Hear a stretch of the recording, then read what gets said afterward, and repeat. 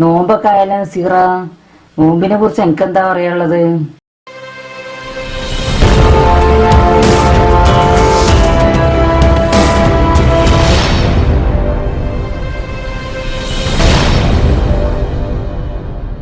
മാസം നമ്മൾ ഭക്ഷണം കഴിച്ചിട്ട് 12ാമത്തെ മാസം ശരീരവും മനസ്സും ശുദ്ധിയാക്കി വ്രതം എടുക്കുന്നത് നമ്മുടെ വയറിനൊരു സുഖമുള്ള കാര്യമാണ്, ശരീരത്തിനും. കാരണം എന്താ വെച്ചാൽ പുണ്യങ്ങളുടെ പൂക്കാലമായ റംസാൻ ആശംസകൾ എല്ലാവർക്കും. അതേപോലെ അതിൽ പറയാനുള്ള എന്താ വെച്ചാൽ നമുക്ക് ആ ഒരു വ്രതം എന്ന് പറയുന്ന കാര്യം നമ്മുടെ വയറിൽ ഒരുപാട് നമ്മൾ ചെയ്തെന്നല്ല ഒരുപാട് ഭക്ഷണം കഴിച്ചതിൻ്റെ ഒക്കെ ഒരു ഇതുണ്ടാവും. അപ്പോൾ അതിൻ്റെയൊക്കെ ഒരു എഫക്റ്റ് മാറാനും ഇരിക്കാനൊക്കെ ആണ് നോൽമ്പ്. പിന്നെ പാവപ്പെട്ടവൻ്റെയും പാവപ്പെട്ടവൻ്റെ വിശപ്പറിയാനും കൂടിയുള്ളൊരു സന്ദേശം കൂടിയാണ് നോൽമ്പ്. അത്രയൊക്കെ എനിക്ക് പറയാനറിയുള്ളൂ. റമദാൻ മാസത്തിലാണല്ലോ ഖുർആൻ ഇറങ്ങിയത്. ആ ഖുർആനില് 2 വൃത്തികെട്ട പെണ്ണുങ്ങളെ കുറിച്ച് പറയുന്നുണ്ടല്ലോ, ഓരെ കുറിച്ച് അറിയോ? മോശ സ്ത്രീ എന്ന് പറഞ്ഞാൽ നൂഹ് നബി, ലൂത്ത് നബി, അവർ 2 ഭാര്യമാര് ഒക്കെ തന്നെ. ഒരാൾ കപ്പൽ ദുരന്തം, ഒരാൾ ചാവുകടൽ പ്രളയം ഒന്ന് തലകീയായി മറിച്ചിട്ടു. ഭർത്താക്കന്മാർ പറഞ്ഞത് കേൾക്കാതെ അവരുടെ ഇഷ്ടങ്ങൾക്കനുസരിച്ച് ജീവിച്ച് അവസാനം നൂഹ് നബിൻ്റെ കപ്പൽ പ്രളയവും മറ്റേത് ചാവുകടലിൽ തലകീയായും മറിച്ചിട്ടു. അതൊക്കെ തന്നെ, അത്രയൊക്കെ തന്നെ എനിക്ക് പറഞ്ഞുതരാൻ അറിയുള്ളൂ. 2 നല്ല പെണ്ണുങ്ങളുണ്ടല്ലോ, അവരെ കുറിച്ച് അറിയോ?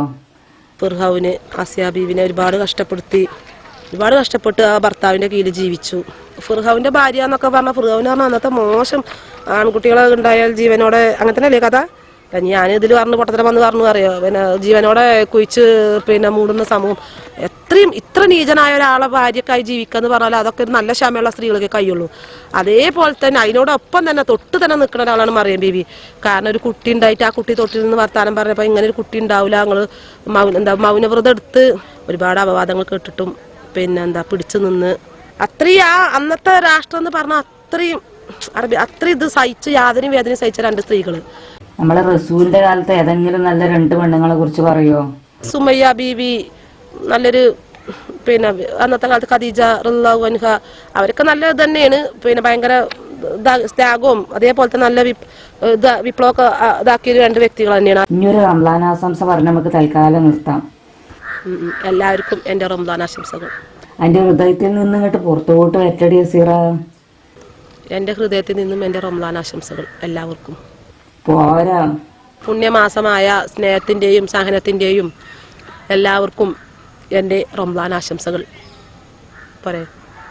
നിങ്ങൾ പറഞ്ഞു ഞാൻ അതേമാതിരി പറയല്ല. എന്താട്ടുന്നു, ഞങ്ങളെയും കൂടി ഉൾപ്പെടുത്തി ഒന്ന് പറയാം. എല്ലാവരും എൻ്റെ വീഡിയോ കാണുക, കയ്യിനോ മയിൽ മൂവീസോ സബ്സ്ക്രൈബ് കൂട്ടിക്കൊടുക്കുക. എല്ലാവർക്കും എൻ്റെ സ്നേഹത്തോടെ എൻ്റെ റംസാൻ ആശംസകൾ.